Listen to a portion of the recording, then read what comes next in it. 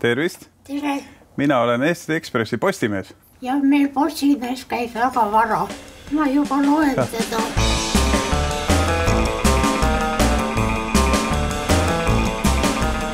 Raske on see postiline elu. Ma olen varem viinud lehti laiali, aga esimene kord nii kui vastu ei võeta. See on suur viga muuseas, kui Ekspressi vastu ei võeta. Palju head lugemist. Ei ole seltskonnas midagi rääkida tegelikult. Inimene tunneb ennast mõtteloiuna, informeerimatuna, omakasupüüdliku ja ahnena. Palun.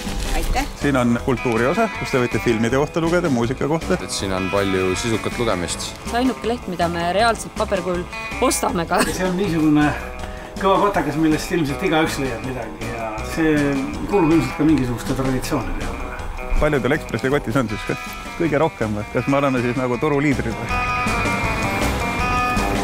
Minu põhimõtteliseks juhtimisvõtteks on vingumine. Loen ja ütlen, et no miks te kirjutate selliseid lugusid, mis on nagu diivani peal.